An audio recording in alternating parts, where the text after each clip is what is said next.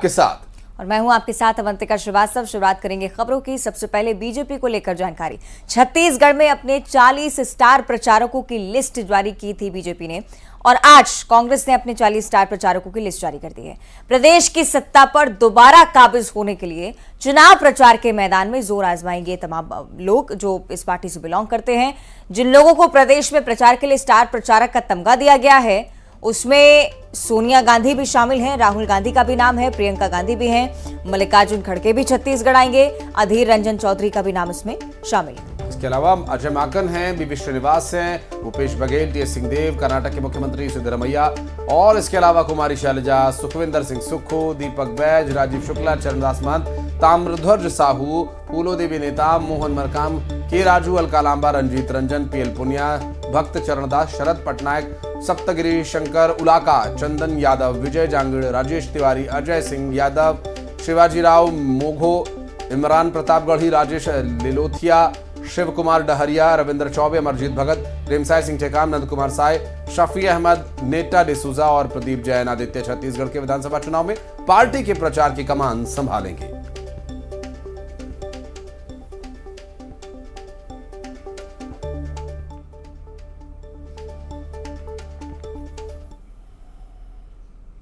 एक तरफ कांग्रेस ने अपने 40 स्टार प्रचारकों की सूची जारी की तो दूसरी तरफ सीएम भूपेश बघेल प्रचार के मोर्चे पर खुद भी डटे हुए हैं और प्रमुख विपक्षी पार्टी बीजेपी पर जमकर निशाना साध रहे हैं।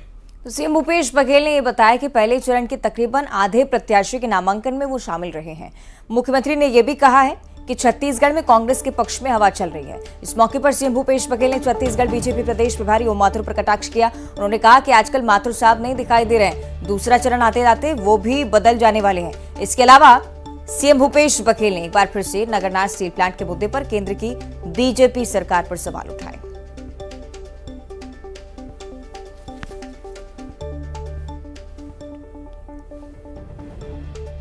इस विधानसभा में लगभग 14 विधानसभा के नामांकन प्रत्याशियों के नामांकन में उपस्थित था। जबरदस्त उत्साह बस्तर में चाहे वो राजनांदगांव, सभी जगह काफ़ी उत्साह है। राजनांदगांव जिले के 4, कांकेर के 3, कोंडागांव के 2, जगदलपुर के 3, नारायणपुर और दंतेवाड़ा, इन सभी विधानसभाओं में उपस्थित था। काफ़ी कुछ उत्साह है। पहले मेरे खिलाफ क्या अफवाह फैलाया है कि दूसरा सीट खोज रहे हैं। गया क्या दूसरे सीट में? मैंने कहा हाईकमान यदि मुझे चुनाव लड़ाएगी तो मैं केवल पाटन से लड़ना चाहूँगा और पाटन से मेरे एप्लीकेशन था और पाटन से मुझे टिकट मिली। ठीक है ना? तो ये अफवाह फैला रहे थे। मतलब जैसे हंटर वाली गई ना, मेघवाल भी कहीं दिखाई नहीं पड़ रहे हैं, वैसे अब माथुर साहब भी वो केवल मनसुख जी भर अभी दिखाई देंगे, पर नहीं चुनाव तक के वो और कुछ तो नहीं हो जाएगा। प्रथम चरण के बाद कोई दूसरा आ जाए। 5 साल पहले नगरनार के बारे में बोले थे कि स्टील प्लांट निजी हाथों में नहीं जाएगा और उसके बाद प्रधानमंत्री के अध्यक्षता में जो वित्त समिति बनती है उसमें जो लिस्ट बना, सूची बनी, उसमें नगरनार का नाम। उसके लिए टेंडर की प्रक्रिया शुरू हो गई है। लोग आके निरीक्षण कर रहे हैं। 5 बड़े कंपनियां जिसमें अडानी भी है वो टीम आके निरीक्षण करके चले गए। अब वो कहते हैं प्रधानमंत्री जी तो कुछ बोले नहीं, बस्तर का है तो बस्तर से उठा गुजरात थोड़ी ले जाएंगे इसको। भाई वो बस्तर में रहेगा स्टील प्लांट, निजी हाथों में नहीं जाएगा। कल अमित शाह कहा निजी हाथों में नहीं जाएगा। तो इसको जो लिस्ट में था उसको बाहर क्यों नहीं किए? और रायपुर दक्षिण सीट की बात करेंगे। कांग्रेस में विरोध भले ही थम गया हो, लेकिन जांजगीर चांपा जिले के पामगढ़ विधानसभा सीट को लेकर बवाल लगातार चल रहा है। दरअसल इसी कड़ी में पामगढ़ से प्रत्याशी शेषराज राजवंश को टिकट दिए जाने का विरोध रायपुर में राजीव भवन पर किया गया। पार्टी के स्थानीय कार्यकर्ता प्रत्याशी बदले जाने की मांग कर रहे हैं और इसको लेकर विरोध प्रदर्शन का दौर भी शुरू हो गया है।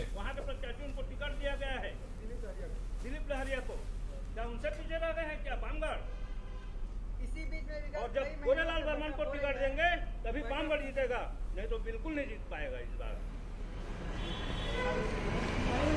गलाव को उठावा का कोनो का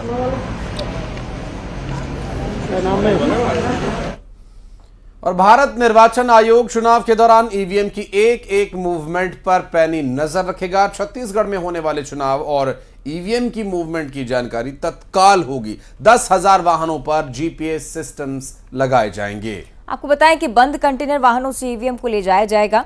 ईवीएम को 26,000 पोलिंग बूथ पर ले जाने की तैयारी। 5500 मतदान दल इसके लिए भी बनाए गए हैं। आपको बताएं कि 2200 सेक्टर अधिकारी की नियुक्ति की गई है। पूरे चुनाव प्रक्रिया में 1 लाख से ज्यादा अधिकारी कर्मचारियों की ड्यूटी इस बार लगाई जा रही है।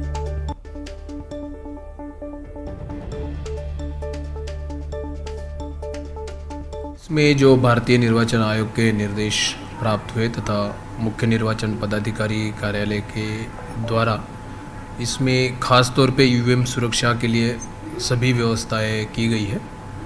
इसमें मुख्य रूप से जो भी हमारे ईवीएम जो मूवमेंट होगा वो बंद जो गाड़ियां रहती है, कंटेनर्स जिसको बोले जाते हैं, उसी के अंतर्गत ही ईवीएम का मूवमेंट्स रहेगा। ये सभी जो व्हीकल्स है जिनके साथ ईवीएम का मूवमेंट होएगा उनको जीपीएस ट्रैकिंग लगाया जाएगा। उसमें सेंट्रल स्तर पे एक उसका पूरा ऐप भी बनाया गया है और इसको जो भी जीपीएस लगे होंगे उनका एक सेंट्रल जगह पे उसका पूरा ट्रैकिंग भी होता रहेगा। जो हमारे मतदान केंद्र दल है, लगभग 26,000 मतदान केंद्रों में हमारे जो दल बनते हैं वो लगभग 5,500 दल बनेंगे। हमारे 2200 के ऊपर सेक्टर अधिकारी भी है तथा ये कंटेनर युक्त गाड़ियाँ तथा अन्य सभी जिसी में भी ईवीएम की मूवमेंट संभावित है वो सभी को जीपीएस ट्रैकिंग किया जाएगा। कुल मिला के 10,000 ऐसी गाड़ियाँ होगी, व्हीकल्स होगी जिसमें ईवीएम की मूवमेंट संभावित है। तो सभी 10,000 व्हीकल्स को जीपीएस द्वारा ट्रैक करके उसको सेंट्रल जगह पे यानी रायपुर से उसको पूरी उसमें नज़र भी रखी जाएगी। जिला स्तर पे भी उसकी अलग से नज़र रखी जाएगी। राज्य के जो ट्रांसपोर्ट विभाग है, परिवहन विभाग द्वारा ये कार्य कराया जा रहा है और इसकी सभी व्यवस्थाएं पूर्ण कर ली गई है। और इस बीच छत्तीसगढ़ विधानसभा चुनाव से जुड़ी एक और महत्वपूर्ण जानकारी, मतदान की तारीख बढ़ाने पर फैसला जल्दी हो सकता है। त्योहार के चलते तारीख बदलने की मांग लगातार करती आ रही है कांग्रेस, साथ ही साथ अन्य पार्टियों को लेकर भी इसी तरह की प्रतिक्रियाएं सामने आ रही थी। निर्वाचन आयोग ने ईसीआई को पत्र भेज दिया है। सभी पार्टियों ने तारीख बदलने की मांग रखी है। दरअसल चुनाव में तारीख पर फैसला किया जाना अभी बाकी है। बदलाव के लिए ये लेटर लिखा गया था और इस लेटर पर विचार विमर्श किए जाने के बाद चुनाव आयोग इस पर जल्द फैसला ले सकता है, क्योंकि जो दूसरे चरण का 17 तारीख का जो चुनाव है वो त्योहारों के आसपास होने की वजह से, जिसमें दिवाली है, छठ पूजा है और कई तरह के अन्य त्योहार जिसमें कि अलग अलग रीजन में अलग अलग आंचल में, हालांकि अब यहाँ पर भी उन त्योहारों को पूरे शिद्दत के साथ मनाया जाता है। उसी आस्था, उसी उल्लास के साथ त्योहार यहाँ अब छत्तीसगढ़ में भी मनाए जाने लगे हैं। तो ऐसे में त्योहार के चलते तारीख बदले जाने की मांग की गई है। इसके लिए हमने ईसीआई को भेजा है। अगर वो निर्णय लेते हैं कि डेट चेंज किया जाए तो फिर उस आशय का फिर आपको सूचना प्राप्त हो जाएगी और वो सभी को पब्लिश होगा। और बड़ी खबर रायपुर से, जहां पर बीजेपी नेता की हत्या पर सियासत गरमाई हुई है। रमन सिंह ने प्रदेश सरकार पर निशाना साधा। बीजेपी नेता बिरजू तारम की हत्या पर सियासत गरमाई हुई है। आपको बताएं कि रमन सिंह ने सोशल मीडिया प्लेटफॉर्म एक्स पर एक नोट भी लिखा है। आदिवासी बीजेपी नेता बिरजू तारम की हत्या को लेकर उनके तरफ से जिक्र। एक बार फिर से बीजेपी कार्यकर्ताओं को डराने की कोशिश है।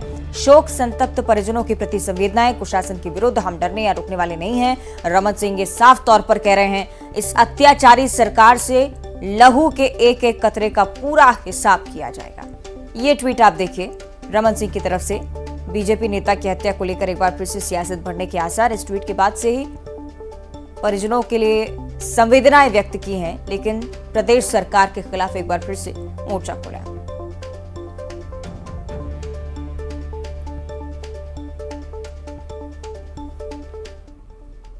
और रायपुर से अगली बड़ी खबर, जहां दूसरे चरण के चुनाव के लिए अधिसूचना जारी होने वाली है। 70 सीटों के लिए 30 अक्टूबर तक नामांकन होना है। 70 विधानसभाओं में 17 नवंबर को मतदान होगा। ये दूसरा चरण चुनाव का होगा, जिसे लेकर आज अधिसूचना का दिन है। और अधिसूचना जारी होने के बाद और डिटेल्स जो है पुख्ता रूप से हम आप तक पहुंचाएंगे। पुख्ता तौर पर दूसरे चरण के चुनाव के लिए अधिसूचना हालांकि जारी होने वाली है, लेकिन अब चूंकि ये जो स्थिति अभी बन रही है अवंतिका, थोड़ा सा एक यहाँ बदलाव होने की संभावना है। बहरहाल 17 विधानसभा में 17 नवंबर को जो मतदान होना है, कुछ एक बदलाव का जो हमने अभी जिक्र किया कि पॉलिटिकल पार्टीज की तरफ से जो लेटर दिया गया है, संभावनाएं 50-50 हैं कि चुनाव आयोग इस पर वो तारीख जो है 17 तारीख को बदल कर नई तारीख घोषित करता है, उसके हिसाब से अधिसूचना जारी होगी, या फिर 17 को ही मतदान होंगे। ये आज स्पष्ट हो जाएगा। पॉलिटिकल पार्टीज की तरफ से जो लेटर दिया गया, उस लेटर पर कितना अमल चुनाव आयोग करेगा, ये आज स्पष्ट हो जाएगा। दूसरे चरण के चुनाव के लिए 70 सीटों के लिए 30 अक्टूबर तक मतदान का नामांकन कर सकेंगे। जो प्रत्याशी हैं वो अपने कैंडिडेट के तौर पर जो नामांकन है वो 30 तारीख तक कर सकेंगे। उसके बाद स्क्रूटनी और फिर कैंडिडेट चुनाव आयोग की लिस्ट में रजिस्टर्ड हो सकेगा। और इसके अलावा जो डेट यानी तारीख बदले जाने की चर्चा है, उस पर भी आज विराम लग जाएगा। और 70 सीटों पर मतदान को लेकर चुनाव आयोग की तरफ से आज बड़ी घोषणा की जानी है और 17 नवंबर को मतदान की प्रक्रिया अब तक प्रस्तावित है। दूसरे चरण के चुनाव के लिए अधिसूचना आज जारी हो सकती है।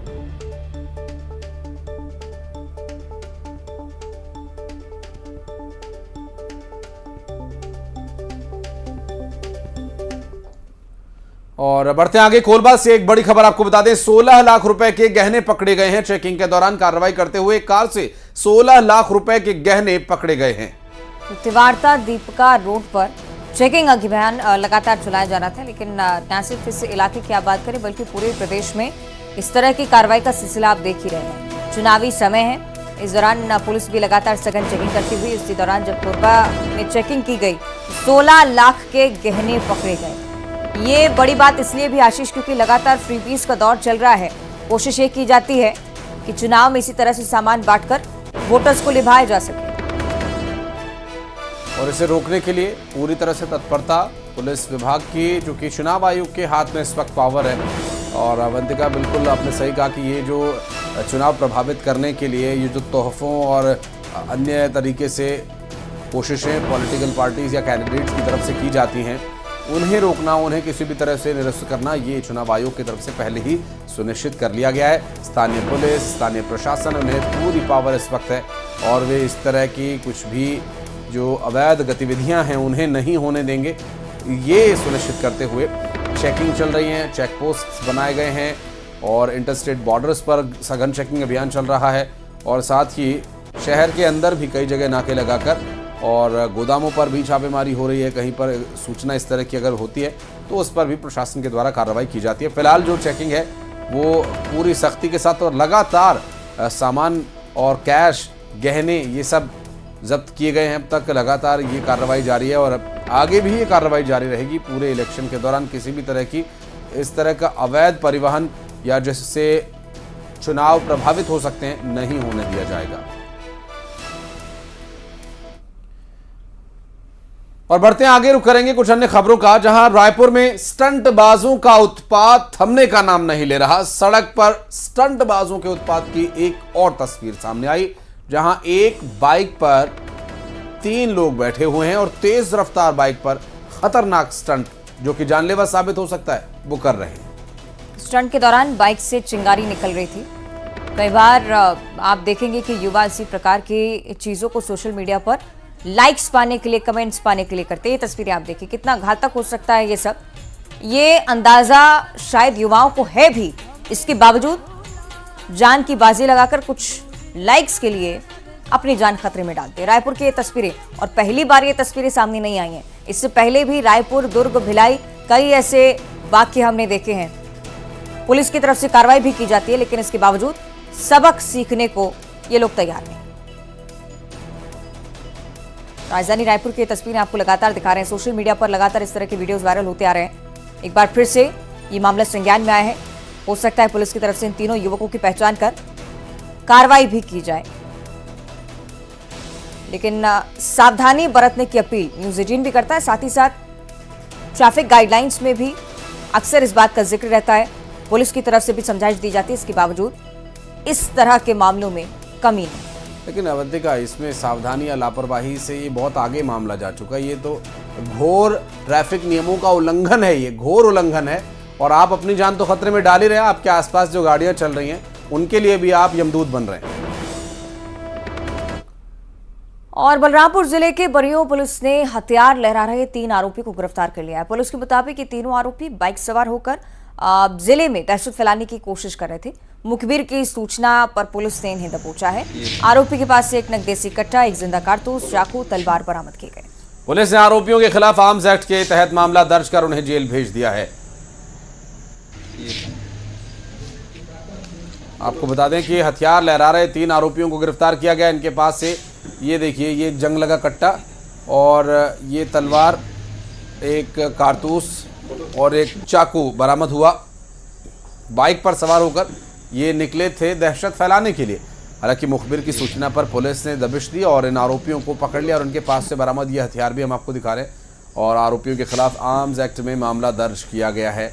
और ये जो स्थिति है बलरामपुर में बनी, जहां पर अब आगे चूँकि चुनाव भी हैं और ऐसे में इस तरह की कोई भी अवैध गतिविधियां या बदमाशी बिल्कुल भी बर्दाश्त नहीं की जा सकती। इसके लिए और सघनता के साथ कार्रवाई की जा रही है। आरोपी के पास से हथियार बरामद किया गया। बलरामपुर से ये पूरा मामला सामने आया, जहां पर आरोपियों के खिलाफ अब आर्म्स एक्ट के तहत कार्रवाई की जा रही है।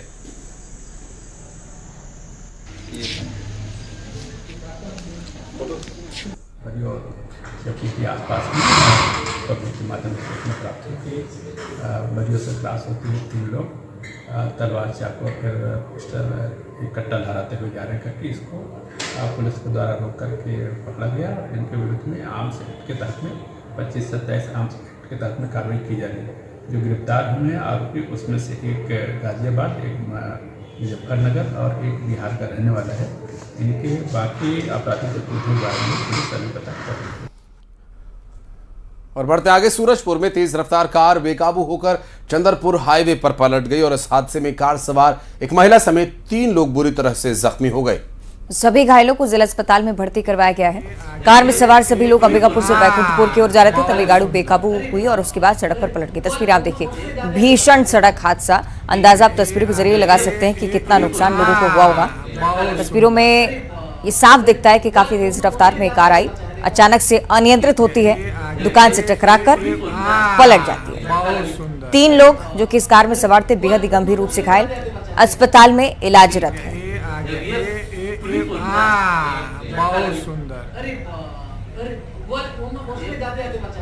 एक ऐसा भीषण हादसा जिसके जरिए आप ये भी अंदाजा लगा सकते हैं कि न सिर्फ ये खुद को बल्कि अन्य वाहनों को भी नुकसान पहुंचा सकते थे।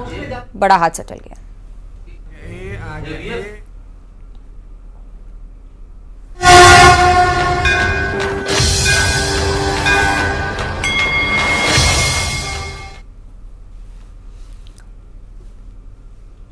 और नवरात्रि का पवित्र पर्व पूरे उल्लास और विधि विधान से मनाया जा रहा है। आज मां के कालरात्रि स्वरूप की पूजा हो रही है। दुष्टों का नाश करने वाली आदि शक्ति ये रूप धारण आज करेंगी, इसलिए मां के स्वरूप को वीरता और साहस का प्रतीक माना गया है।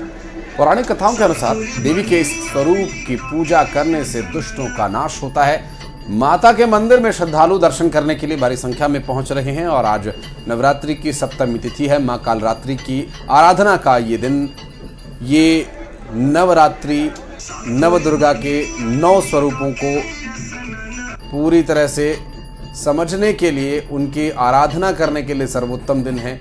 मां के 9 स्वरूपों से इस सृष्टि की उत्पत्ति से लेकर इसके अंत तक किस तरह से जीवन चक्र चलता है, इन 9 स्वरूपों में इसकी बखूबी झलक देखने को मिलती है।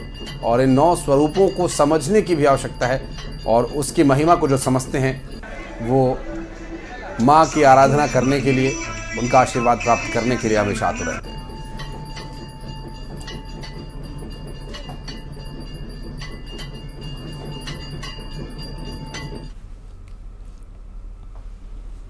और मुंगेली की भी बात कर लेते हैं। नवरात्रि का पर्व धूमधाम से यहाँ पर मनाया जा रहा है। शहर में जगह जगह मां दुर्गा की प्रतिमा को विराजित किया गया।